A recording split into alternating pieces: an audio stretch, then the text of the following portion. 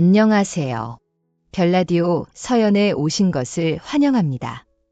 저는 이제 막 신혼을 즐기고 있는 결혼 7년 차 여자입니다. 결혼 7년 차인데 아직까지 무슨 신혼을 즐기고 있냐고요? 결혼한 세월 말고 제가 느끼는 기분으로 따지면 요즘이 가장 신혼 같으니까 그런 말씀을 드리는 겁니다. 그게 무슨 소리냐고요? 복장 터질 만한 제 사연을 끝까지 들으시면 아마 이해가 가실 겁니다. 전 금속 베어링을 전문적으로 만드는 회사에 오랫동안 다녔어요. 고등학교를 졸업하자마자 취업한 회사인데 함께 일하는 분들도 좋고 적성에도 잘 맞아서 쭉 한 곳만 다니고 있었죠.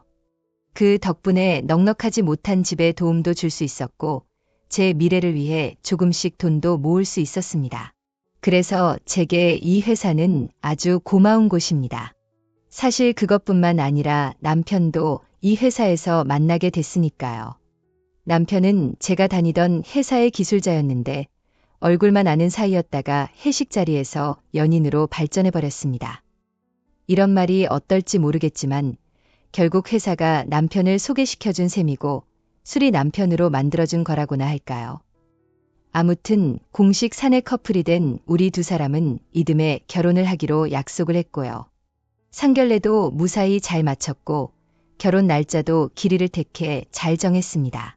하지만 여느 커플이 겪는 일처럼 결혼 준비가 순조로웠던 것만은 아닙니다. 문제는 항상 원수 같은 돈이 문제였는데요. 사실 남편 쪽 집안도 우리 집안 못지않게 형편이 빡빡한 편이었어요. 2년 전 식당을 하다가 크게 말아먹은 예비 시아버지, 미용 쪽 유튜버를 하겠다고 메이크업 학원을 다니는 시누이, 공무원 준비만 6년째라는 도련님, 거기에다 갯돈을 2번이나 날리고 다단계로 몇천만 원을 뗀 예비 시어머니까지 정말 멀쩡한 사람이라고는 신랑밖에 없는 그 집안에서 장남을 결혼시킬 만한 여력은 눈을 씻고 봐도 없었죠.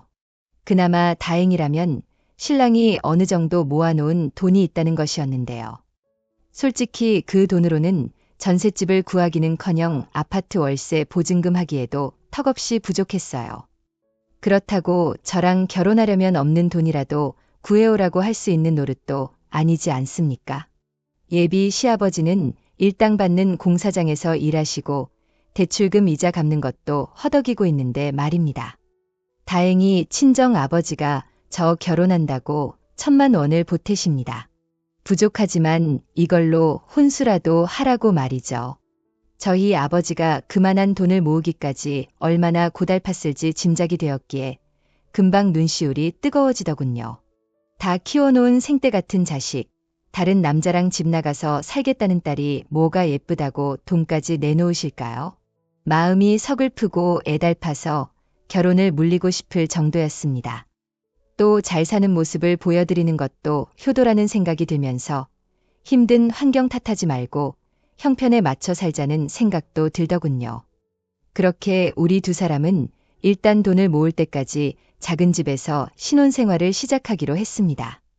월세는 나가지만 둘이 같이 직장을 다녔기 때문에 문제가 되지 않았고 집은 좁았지만 차츰 넓혀가는 재미로 살기로 했죠.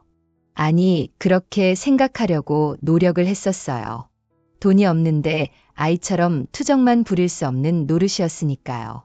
그리고 결혼식을 한 주 앞둔 어느 날 예비 시부모님께 인사도 할 겸 시댁에 저녁을 먹으러 갔는데요. 예비 시어머니가 버선발로 나와서는 반갑게 맞아주시더라고요. 안녕하세요. 어머니, 아이고 우리 수정이 왔니? 며칠 못 본 사이에 더 예뻐졌네. 결혼식이 얼마 안 남아서 그런가? 아니면 내 눈에 온통 수정이 너밖에 없어서 그런가? 아이 어머니도 참 요새 나한테는 우리 예쁜 며느리밖에 안 보인단다. 어서 밥 먹게 앉아. 시어머니는 참 살갑게 대해주셨습니다. 어떤 면에서는 친정엄마보다 더 잘해주셨으니까요. 그러고 보면 시댁 형편쯤이야 뭐가 중요할까 싶기도 했네요. 부족하고 없는 살림이라도 시부모님 사랑받으면서 지내는 게 훨씬 낫잖아요. 수정아, 오늘 삼겹살 구워 먹기로 했는데 괜찮지? 네. 어머니 저 고기 좋아해요. 그래, 너 온다고 특별히 흑돼지로 사왔다. 오늘은 오붓하게 식구들끼리 고기나 구워 먹자구나. 시부모님 두 분 그리고 신랑과 저, 시누이와 도련님까지 6명이서 거실에 둘러앉아 고기를 구웠죠. 시댁이 워낙 좁아서 숟가락질을 할 때마다 어깨가 부딪혔지만 불편하다는 생각보단 정겹다는 생각이 먼저 들었습니다. 손수 삼겹살을 구워 쌈을 건네주시는 시어머니도 감사했고 절 흐뭇하게 보낸 시아버지도 따뜻했어요. 물론 무뚝뚝한 도련님과 얄밉게 말을 하는 시누이가 좀 그랬긴 했지만 말입니다. 이제 저도 이 집안 식구가 된다고 생각하니까 기분이 좀 묘하더라고요. 즐겁게 식사를 마치고 차를 마시며 대화를 나누고 있었는데 시어머니가 제게 뭔가를 건네시는 겁니다. 수정아, 이거 받아라. 이게 뭐예요? 어머니, 사실 내가 너한테 미안한 게 많아. 새 신부 옷도 해주고 예물도 해줘야 하는데 너도 알다시피 우리 형편이 영 그렇지 않니? 내가 그런 건 못 해주는 대신 이거라도 주고 싶어서. 내가 시집 올 때 친정엄마가 해주신 진주 목걸이야. 세월이 워낙 많이 지나서 볼품은 없지만 나한테는 귀한 거니까 기쁜 마음으로 받아주겠니? 어머, 정말요. 정말 이 귀한 걸 저한테 주시는 거예요. 그래, 우리 며느리가 받아준다면 정말 좋겠구나. 당연하죠. 어머니 이렇게 귀한 걸 제가 왜 싫다고 하겠어요. 정말 감사하죠. 저 진짜 너무 좋아해요. 그래, 그렇게 생각해주니까 고맙다. 나한테는 우리 엄마 추억도 있고 시집 와서 고생했던 기억도 있는 소중한 물건이란다. 우리 수정이가 이 목걸이를 소중히 간직해줬으면 좋겠어. 그거야. 당연한 말씀이죠. 정말 대대손손 간직할게요. 정말 오래된 진주 목걸이였지만 전 명품 목걸이를 받는 것보다 기뻤습니다. 시어머니의 어머니. 어쩌면 또 그 어머니가 물려주셨을지도 모를 이 귀한 물건을 제가 받는다는 게 참 기분이 묘하더군요. 이제 진짜 식구가 되는 것 같은 기분이었습니다. 결혼식 날은 어김없이 다가왔고 전 새하얀 드레스를 입고 많은 사람들의 축복 속에서 결혼식을 올릴 수가 있었습니다. 친정 부모님의 눈물도 보았고 신랑의 한박 웃음도 보았고요. 친구들의 환호성과 축하를 받으며 전 평생의 반려자와 함께 긴 인생을 걷게 되었습니다. 그런데요, 결혼식은 아무 문제 없이 잘 끝났지만 딱 한 가지 제 마음에 걸리는 게 있었습니다. 별거 아닌 일이었는데 제가 패백을 마치고 탈의실에서 옷을 갈아입는데 도련님과 아가씨의 대화 소리를 듣게 된 것이었죠. 두 사람은 가까이에 제가 있다는 것도 모르고 푸념을 늘어놓더라고요. 결혼식 정말 피곤하다. 결혼식이 왜 이렇게 오래 걸리는 거야. 누나도 참 결혼식 내내 식당에 앉아 있었으면서 불평이 그렇게 많아 그래서 더 고약인 거야. 할 일 없이 시간 때우는 게 얼마나 힘든데. 근데 넌 오빠 결혼식에 얼마 넣었니? 얼마? 내가 형 결혼식에 돈까지 내야 하는 거야. 뭐 그럼 형제가 안 내면 누가 내니? 아, 그래. 그건 내가 몰랐네. 난 그냥 우리 집 혼사니까 안 내도 되는 줄 알았지. 그러는 누난 얼마 냈는데? 나도 안 냈어. 요새 누나가 화장품 사느라 돈이 좀 나갔거든. 그래서 그냥 조용히 입 닦았지. 아, 뭐야 그러면서 나한테 그런 소리가 나와. 야, 너랑 나랑 똑같니? 하긴 뭐 백수 남동생 여동생도 오빠 잘못이지. 뭐 어때. 어차피 오빠는 새 언니랑 나가 살 건데 잘 살길 빌어주는 게 최고 아니겠어. 오랜만에 옳은 소리 하네. 도련님과 아가씨의 철없는 대화에 실소가 터지는 겁니다. 아무리 철부지들이라지만 다 큰 성인이 할 말은 아니지 싶더라고요. 형 오빠가 결혼을 하는데 돈이 없으면 미리 아르바이트라도 해서 작은 선물이라도 준비하는 게 인지상정이죠. 저런 말을 아무렇지도 않게 한다는 게 말이나 됩니까? 저런 도련님 아가씨가 우리 신혼생활에 딴죽이나 걸지 않을까 은근 걱정이 되더라고요. 아무튼 우리는 신혼여행을 다녀와서 신혼집에서 새로운 인생을 시작했어요. 작은 신혼집이었지만 우리 두 사람만 오롯이 산다는 게 너무 좋았어요. 사랑하는 사람과 함께 산다는 기쁨이 얼마나 큰 건지 확실히 알 수 있었습니다. 그렇게 우리 두 사람은 함께 출근하고 함께 퇴근하면서 신혼생활을 즐기고 있었어요. 그런데 시어머니에게서 전화가 걸려오는 겁니다. 수정이니. 네, 어머니, 저예요. 그래, 요새 어떻게 지내고 있어?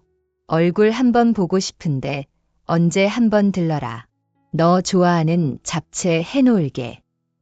그래요. 그럼 이번 주말에 오빠랑 함께 갈까요?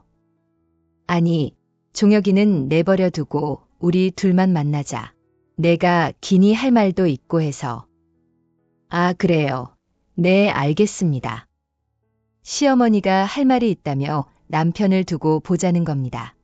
무슨 일인지 무척 궁금해서 남편에게 넌지시 물어보았죠. 오빠, 어머니가 나한테 할 말 있다고 오빠 빼고 둘만 보자시는데 뭐 아는 거 있어? 그래. 글쎄, 난 들은 얘기 없는데 뭐 때문에 그러시지? 그러게, 무슨 말씀을 하시려는 걸까? 전 궁금증을 참고 어머니를 만나 뵀어요. 그런데 어머님이 정말 뜻밖의 말씀을 하시는 겁니다. 사실 나도 이런 말 하기가 좀 어려운데 그래도 말할 사람이 너밖에 없어서 염치불구하고 말할게. 왜요? 무슨 일 있으세요? 어머니. 다른 게 아니고 너도 알다시피 종석이가 벌써 몇 년째 공무원 준비를 하고 있잖니. 도련님이요. 네, 도련님이 공무원 준비하는 거야 저도 잘 알고 있죠. 그런데요. 이놈의 자식이 벌써 몇 년째 학원비만 받아가고 좋은 소식이 없으니까 나도 애가 타 죽겠어. 그런데 네 시아버지가 식당 할 때야 그럭저럭 학원비를 대줄 수 있었지만 지금은 그마저도 부담스러워서 시아버지가 공사판에서 일당 받아와서 겨우겨우 풀칠하고 사는데 그놈의 학원비까지는 도저히 힘들단 말이다. 그렇다고 공무원 때려치우고 돈이나 벌라고도 할 수도 없고 그래서 말인데 너희가 종석이 학원비를 좀 도와주면 안 될까? 네, 제가 도련님 학원비를요. 그래, 미안한 소리다만 그렇다고 걔가 평생 학원만 다니겠니? 그래도 몇 년씩 공부해 온 게 있는데 올해나 내년에는 좋은 결과가 나오지 않겠어. 그러니 그때까지만 너희들이 좀 도와줘라. 이 엄마는 도저히 힘에 부쳐서 못하겠다. 네 결혼 전에는 네 남편이 학원비도 도와주고 생활비라도 주곤 했는데 글쎄 이놈의 자식이 이제는 너한테 허락 맡아야 된다는구나. 그래서 널 불렀다. 가족 좋다는 게 뭐니? 서로 돕고 사는 게 가족이지. 정말 예상 밖의 말씀이었습니다. 공무원 준비를 하는 도련님 학원비를 부담하라는 말. 솔직히 어처구니가 없었어요. 시어머니가 이런 말씀을 하기 전에 도련님이 먼저 결단을 내렸어야 하는 게 아닐까요? 부모님이 학원비 대는 걸 이렇게 힘들어 하시는데 그럼 일을 하면서 학원비를 벌든가 그게 아니면 시험을 포기하든가 둘 중 하나는 했어야죠. 솔직히 도련님 학원비가 얼마인지 모르겠지만 액수가 중요한 게 아니라 명목이 중요한 거 아니겠어요? 차라리 시부모님 용돈을 달라면 시원하게 드리겠습니다. 하지만 도련님의 학원비를 내놓으란 말은 여간 찜찜한 게 아니었어요. 그래도 대놓고 싫은 내색은 할 수가 없어서 일단은 알았다고 말씀드리고 집으로 돌아왔죠. 남편에게 이 사실을 얘기하니까 남편은 고개를 끄덕이더군요. 종석이 때문에 엄마가 속을 좀 끓이긴 했지. 걔가 학원을 다닌 지가 벌써 5에서 6년은 된 것 같은데. 아니, 그게 중요한 게 아니라 우리가 도련님 학원비까지 내는 게 맞냐는 거지. 도련님 지금 나이가 몇인데 내가 도련님 뒤치다꺼리까지 해야 하냐고. 당신이 중간에서 알아서 해결했어야지. 나한테 허락 맡으라고 어머님한테 말씀드렸다면서. 이렇게 생각이 짧아. 며느리가 돼가지고 그 자리에서 거절하면 어머님 기분이 어떻겠어? 에이, 뭘 그렇게까지 생각해. 그리고 결혼 전이야. 엄마 아들이었지만 지금은 당신 남편인데 당신한테 당연히 허락 맡아야지. 그리고 학원비 생각보다 비싸지 않아. 몇 달 내주고 더 이상 안 된다고 할까? 오빠, 지금 돈이 많고 적고 얘기하는 게 아니잖아. 오빠 말대로 내줄 만하면 도련님이 직접 벌어서 학원 등록하면 되겠네. 안 그래? 그렇긴 한데 이놈의 자식이 워낙 몸쓰는 일을 싫어하더라고. 알바도 못하겠다 그러고. 그러니까 문제라는 거지. 이 세상에서 자기가 하고 싶은 일 하면서 사는 사람이 몇 명이나 되겠어. 아무튼 이번엔 어머님이 말씀하신 것도 있고 해서 몇 달 도와주긴 할 건데 당신이 도련님한테 확실히 말해두는 게 좋겠어. 무슨 말인지 알겠지? 딱 3개월이야. 더 이상은 안 돼. 그래 알았어. 내가 언제 종석이 만나서 딱 부러지게 얘기해둘게. 그래, 그럼 약속한 거다. 그렇게 남편에게 신신당부를 하고 제가 직접 도련님을 만나서 3개월치 학원을 끊어드렸습니다. 하지만 철딱선이 없는 도련님은 당연하다는 태도로 일관하는 거예요. 고마워요, 형수. 네, 그런데 기왕이면 6개월로 끊어버리는 게 훨씬 더 이익이었을 텐데. 할인이 그만큼 크거든요. 아, 그래요. 괜히 돈 아끼려다가 손해라니까요. 이럴 땐 과감하게 지를 줄도 알아야 해요. 네, 뭐라고요?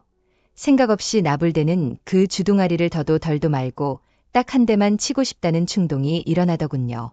무슨 지가 돈 쌓아놓고 사는 재벌인지 아는 건지 아니면 고마움이라는 걸 전혀 모르고 사는 사람인지 어처구니가 없었습니다. 소갈머리 없는 시동생, 결혼식 때 알아봤어야 했는데 전 치밀어 오르는 화를 참으며 도련님에게 현실 파악하라고 말을 했습니다. 도련님, 이 돈도 땅 파서 나오는 거 아니거든요. 도련님 학원 끊어준 돈, 우리 두 사람이 일찍 출근하고 늦게 퇴근해서 번 돈이에요. 그러니까요. 한눈 팔지 말고 열심히 공부하셔서 꼭 보답하세요. 네, 아니, 형수님, 지금 학원 몇 개 끊어졌다고 생색 내시는 거예요. 이거 형이랑 얘기 다 된 거 아니었어요?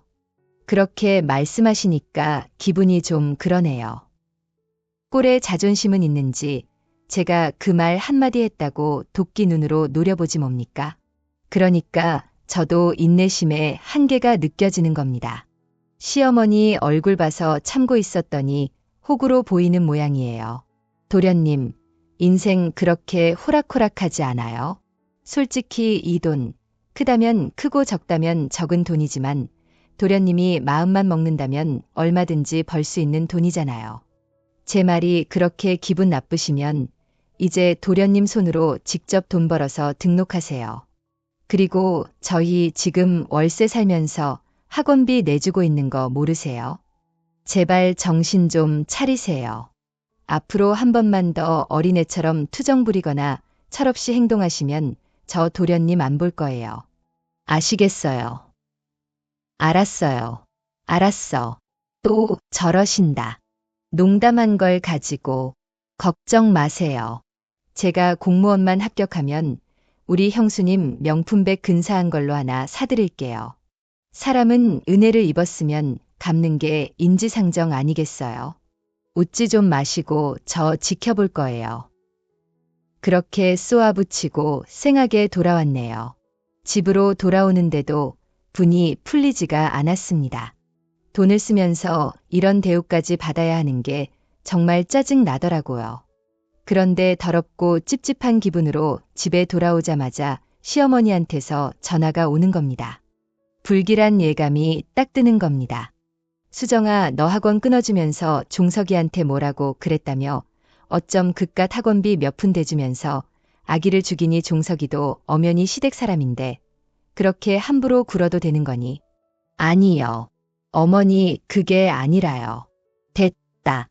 이럴 거면 처음부터 싫다고 하지. 왜 된다고 해서는 이 사다를 만드니? 넌 시댁에 쓰는 돈이 그렇게 아까워. 어머니 제 말 좀 들어보세요. 전 생색을 내려던 게 아니라 시끄럽다.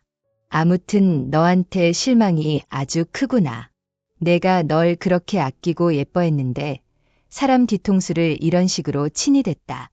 이만 끊자. 시어머니는 제게 변명할 기회조차 주지 않고 전화를 끊어버리시는 겁니다. 이건 뭐 덤터이란 덤터기는 제가 다 뒤집어 쓴 꼴이 됐습니다.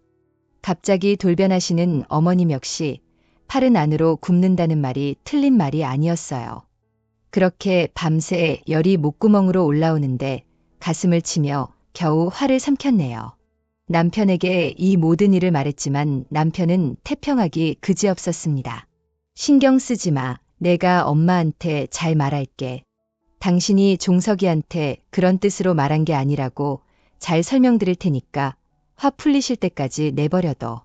아니, 오빠 정말 심각하다니까. 어머니가 저렇게까지 화내시는 거 처음 봤어. 그런데 솔직히 욕먹을 짓 한 거 아니라고 생각하거든. 고마움도 모르고 삐죽대는 도련님한테 그 정도도 말 못해. 오빠도 그렇게 생각하지. 그럼 당신이 충분히 그렇게 말할 수 있지? 종석이 그놈이 고생을 모르고 자라서 저래지도 돈 벌어보고 돈 때문에 눈물도 흘려봐야 정신 차리지. 아휴 진짜 나 속상해 죽겠어. 오빠가 어떻게 좀 해봐. 그래 내가 다 알아서 할 테니까 신경 쓰지 말고 가만히 기다리고 있어. 성격이 순하디 순한 남편이야. 늘 제 편이죠. 정작 시어머니한테 어떻게 말할지는 모르겠지만 우선 속상한 제 마음을 달래주려고 애를 쓰는 모습이 제 눈에도 보이는 겁니다. 하지만 그래도 남편은 장남 아니겠어요? 그래서 모자란 시댁 형편 조금이나마 거두려고 애를 쓰는 거고 사람 구실 못하는 동생들 도우려고 하는 거 아니겠습니까? 어떻게 보면 저와 시댁 식구들 사이에 끼어 있는 남편은 여기저기 눈치를 보느라 정신이 없을지도 모르겠네요. 하지만 이럴수록 남편이 중심을 잘 잡아줘야 합니다. 우리 목구멍도 포도청인데 시댁 식구들까지 먹여 살릴 수 없는 거니까요. 능력이 있다면 100번 돕는 게 맞겠지만 되지도 않는 능력으로 허세를 부리는 건 진짜 아니라고 생각합니다. 그런데 남편의 마음은 꼭 그런 것만은 아닌가 봅니다. 한 번은 이런 일도 있었는데요. 시아버지의 환갑이 다가오는데 남편이 제게 넌 짓이 이러는 거예요. 이번에 아버지 환갑잔치를 해야 할 텐데 몇 명 정도 예약을 해야 하지? 환갑잔치, 아버님 환갑잔치 해드릴 생각이야. 그럼 환갑인데 당연히 잔치를 해야지. 그러니까 가족들끼리 식사하고 용돈이랑 선물 드리는 게 아니라 잔치를 하겠다고. 그런데 오빠 누가 요새 환갑잔치를 해? 에이 그건 아니지. 아버지 무병장수 기원해 드리려면 친인척들 부르고 행사 도우미 부르고 크고 성대하게 잔치를 해야지. 뭐 칠순도 아닌데 그렇게 요란하게 잔치를 연다고 그럼 사람들이 욕한다니까 그냥 맛있는 거 사드리고 용돈 드리면 되지. 수정아 너 시아버지 환갑인데 그렇게 그냥 넘어간다고.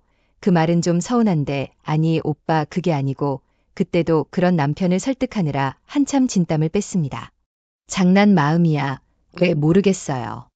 전 부모님을 소홀히 대하자는 게 아니라 분수에 맞게 살자는 겁니다. 요새 환갑잔치를 하는 사람도 드물 뿐더러 그 비용이면 차라리 금이나 현금으로 드리는 게 맞죠. 안 그렇습니까? 아무튼 시동생 학원비 사건 때문에 전 시어머니에게 딱 찍혀 있는 상태였어요.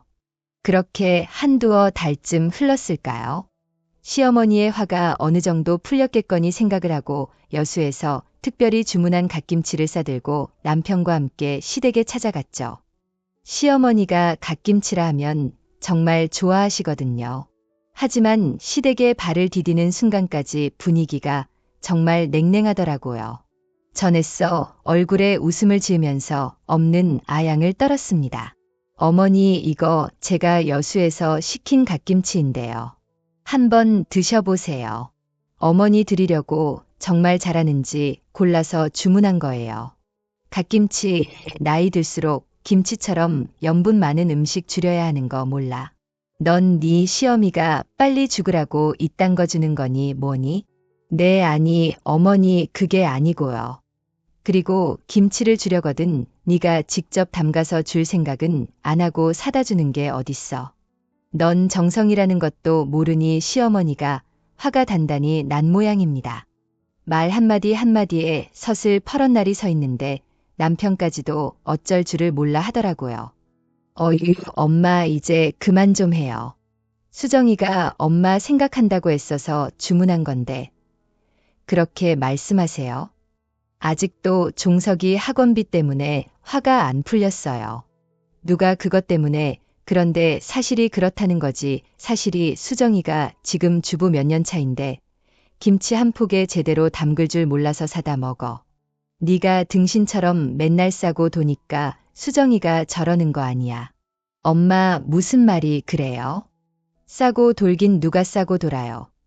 엄마는 아내한테 최선을 다하는 게 그렇게 밖에 안 보여요. 으이구 이 등신아 이러니까 내가 복장이 터지지 안 터지고 배겨 으이그 가슴을 쾅쾅 치며 울분을 토해내는 시어머니를 보는데 정말 이건 아니다 싶었습니다. 이러다간 저 때문에 모자 사이까지 갈라지게 생겼어요.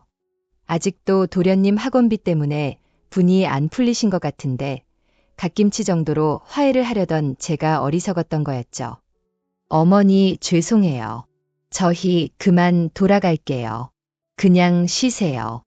그렇게 화가 난 남편을 이끌고 나가려는데 시어머니가 버럭 소리를 지르는 겁니다. 넌 사람 속을 뒤집어 놓고 이렇게 나가버리면 그만이니 너는 어쩜 그렇게 제멋대로야 갈 거면 이 김치나 가져가라 시어머니가 그렇게 화를 내며 제가 가져온 김치통을 패대기 쳐버리는 겁니다. 애써 준비한 갓김치가 사방으로 터져나와서 묵사발이 되는데 그 참담한 광경은 아마 보지 못하신 분들은 잘 모르실 거예요. 제 속이 속이었겠습니까? 무턱대고 화만 내는 시어머니가 야속하기도 하고 제가 알던 그분이 맞나 싶더라고요. 그래서 저도 분한 마음에 시어머니에게 쏘아붙였죠. 어머니 정말 너무하시는 거 아니세요? 제가 무슨 잘못을 그렇게 했다고 이러세요? 저 도련님 학원비 대준 죄밖에 없거든요. 그런데도 제가 이런 수모를 당해야 돼요. 수모, 너 지금 수모라고 했니? 그래, 말 한 번 잘했다. 돈 없다는 죄로 며느리한테 내가 당한 수모는 어쩔 거냐. 너 네 시어머니가 능력 없다고 무시하고 시동생 시누이 하찮게 보는 거 누가 모를 줄 알았니? 제가 언제 그랬어요? 어머니는 왜 없는 말을 지어내고 그러세요? 네가 아무리 아닌 척을 해도 첩보면 다 안다. 어머니 억지를 쓰는 시어머니에게 저도 지지 않고 대들었습니다. 너무 억울하고 분해서 참지 못하겠더라고요. 제가 막 들이대니까 당연히 시어머니도 눈이 허옇게 뒤집어졌죠. 저와 시어머니가 붙는 바람에 시댁은 그야말로 난리가 났고요. 남편은 절 말리고 시아버지는 시어머니를 뜯어 말린 후에야 겨우 끝이 날 수 있었습니다. 겨우 진정을 하고 집으로 돌아왔는데 이제 시댁이랑은 인연 끊고 살 수밖에 없다는 생각이 들더군요. 벌써 저렇게 감정이 상한 시어머니랑 화해하는 건 불가능할 것 같았고요. 저도 더 이상 시댁이랑 얽히고 싶지도 않았습니다. 생각 끝에 남편에게 진지하게 말했죠. 오빠 일이 이렇게 돼서 정말 미안한데, 이젠 어머님 못 볼 것 같아. 내가 왜 이런 대우를 받아야 하는지도 모르겠고, 어머님이 왜 저렇게 화를 내시는지도 이해할 수가 없어. 난 그냥 어머니 안 보고 살아야 할 것 같아. 그러니까 오빠도 그렇게 이해해줘. 그래, 수정아 이해해. 마음 풀릴 때까진 너 하고 싶은 대로 해. 나도 엄마가 왜 저러시는지 이해가 되질 않는다. 아무튼 내가 미안하다. 내가 중간에서 잘했어야 오해가 생기지 않았을 텐데 말이야. 오히려 제게 사과를 하는 남편을 보니까 마음이 좀 누그러지긴 했지만 이미 시어머니와 저의 관계는 틀어질 대로 틀어진 셈이었죠. 그래도 하는 수 없습니다. 이제 남편과 전 우리 인생을 살아야 하고 시댁은 시댁 인생대로 살면 그뿐이니까요.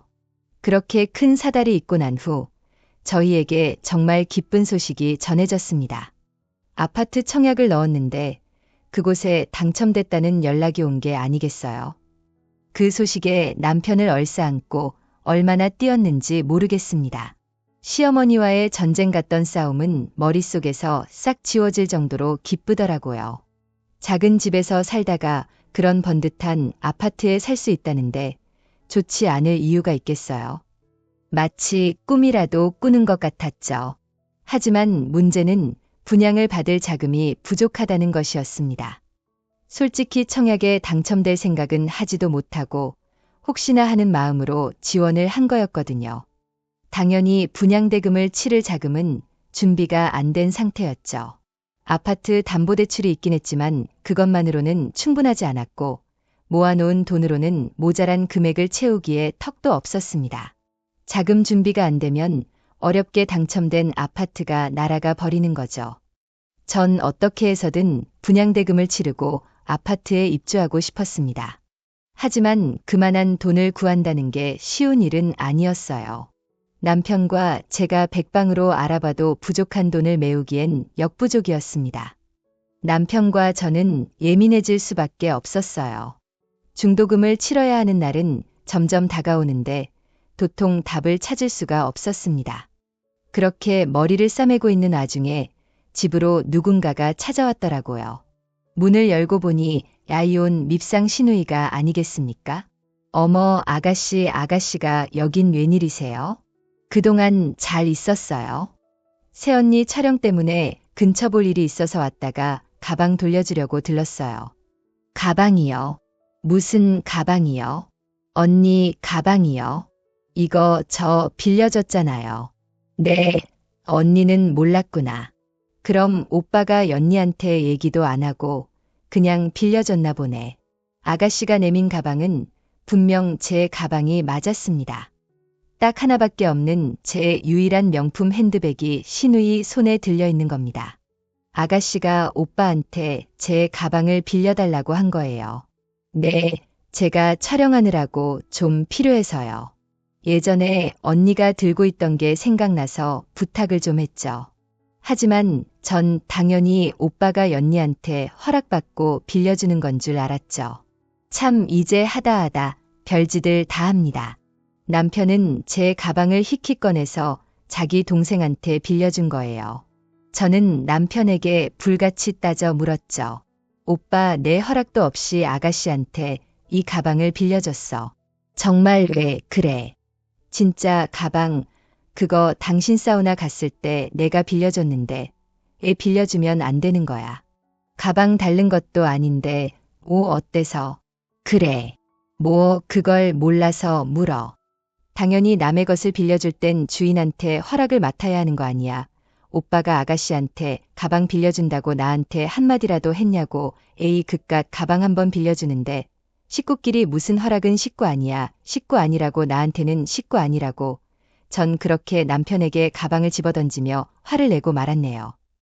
별일 아니라고 할 수도 있겠지만 남편은 온통 시댁 식구들만 우선인 것 같아서 서운한 마음도 들었고요. 그래서 그동안 쌓였던 감정이 폭발한 것 같았습니다. 아무튼 제가 남편에게 화를 낸 덕에 며칠간 냉전이 있었지만 남편이 들고 온 기쁜 소식에 우린 극적으로 화해할 수 있었습니다. 수정아 중도금 구했어. 진짜야 어떡해.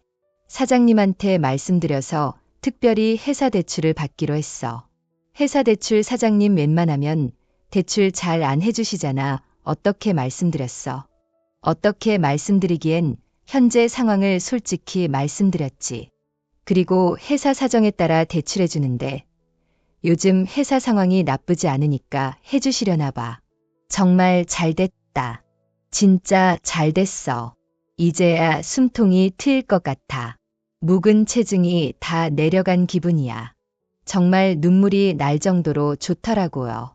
이제는 중도금을 무사히 치를 수 있었고 꿈에 그리던 아파트를 살 수 있게 됐으니까요. 역시 사람 죽으라는 법은 없는가 봅니다. 최선을 다하고 간절히 바라면 정말 이루어지긴 이루어지나 봐요.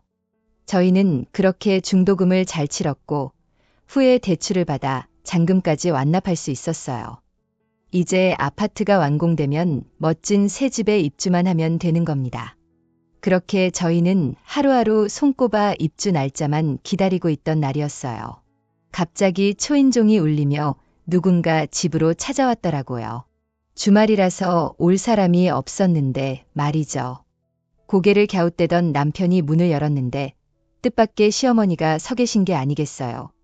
시어머니와 크게 싸운 지 서너 달쯤 지났을 때였어요. 저는 너무 놀라서 말까지 더듬었죠. 아니, 어머니가 여기까지 어쩐 일이세요? 이런 야박한 것들 시애미 속을 그렇게 긁어놓고 나갔으면 죄송하다고 한마디 할 줄도 알아야지. 시애미랑 인연 끊고 살려고 그랬니? 네가 우리 아들이랑 부모의 연 끊게 하려고 아주 작정을 했구나. 네, 네가 하도 고집을 피우니까 내가 큰 마음 먹고 이렇게 왔다. 자, 이거 바꿔라. 이게 뭐예요? 갓김치야. 내가 직접 담은 김치야. 지난번 너한테 김치 집어던진 게 자꾸 생각나서 내가 담가봤다. 어머니. 전 어머니가 이렇게까지 마음을 열고 화해를 청하실 줄은 꿈에도 몰랐습니다. 정말 당시엔 절 잡아먹을 듯이 구셨거든요. 하지만 직접 찾아오신 것도 모자라 김치까지 손수 만들어서 오시니까 괜스레 민망해지더라고요. 저도 죄송했어요. 전 도련님을 무시하려던 말이 아니었는데 아무튼 제가 어머니한테 너무 대들었죠. 죄송해요. 그래, 서로 이해했으면 됐다. 그게 가족이고 식구 아니겠니? 이제부터는 우리 서로 의지하면서 잘 살아보자구나. 네, 알겠습니다. 그리고 종석이 이번에 시험 합격했다. 네, 정말요. 정말 도련님이 공무원 시험에 합격했어요. 그래, 우리 집안에 경사 났다. 경사 났어. 와, 정말 잘 됐네요. 축하드려요. 어머니, 그래, 고맙다. 그런데 축하할 일이 또 하나 있어. 그래요, 뭔데요? 종석이가 결혼을 한다고 지난주에 집에 여자를 데리고 왔다 같은 학원에서 사귄 여자라는데 애가 참하고 괜찮더라. 종석이도 뭐 나이도 찼고 이제 공무원 시험에도 합격했으니까 웬만하면 결혼시키려고 해. 정말 잘 됐네요. 도련님한테 좋은 일이 한꺼번에 찾아오네요. 그래서 말인데 그래도 종석이 출가시키려면 작은 집 한 채는 있어야 하지 않겠니?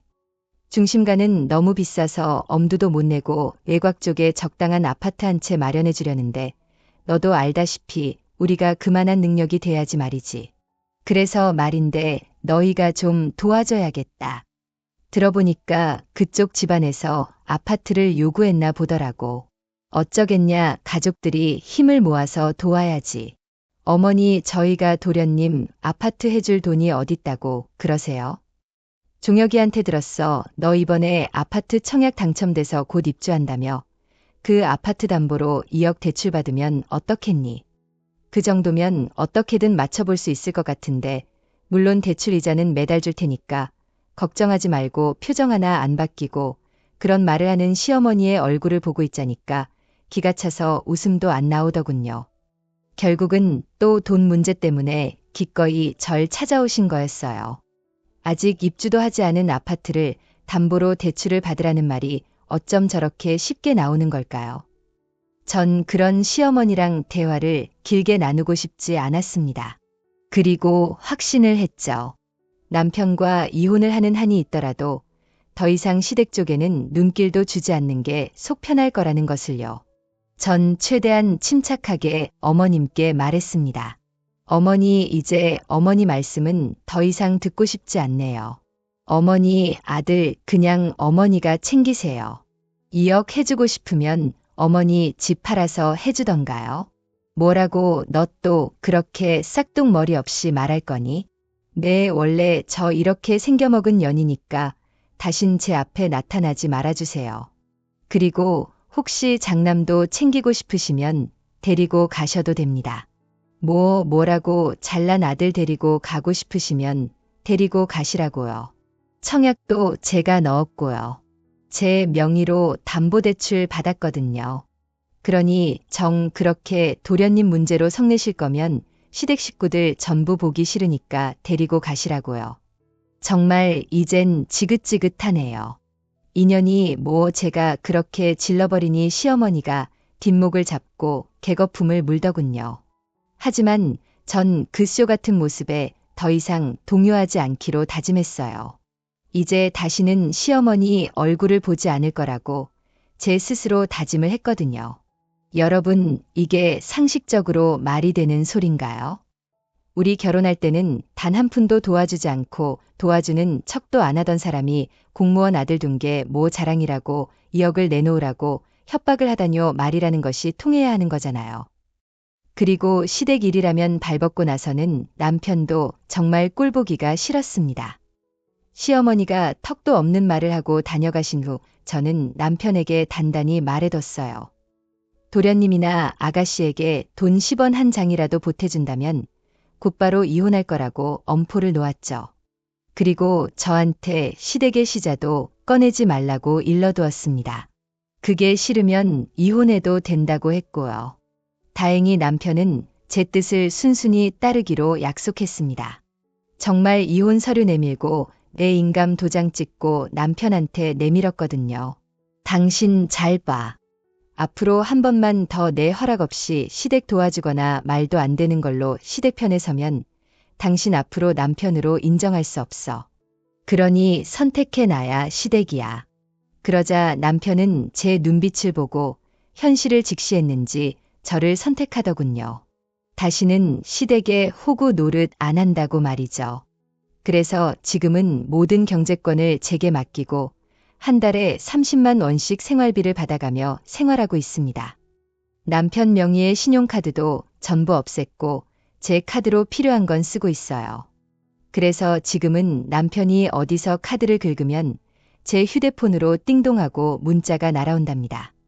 그 덕분에 남편은 절대로 허튼 짓 못하고 쥐죽은 듯이 살아가고 있네요.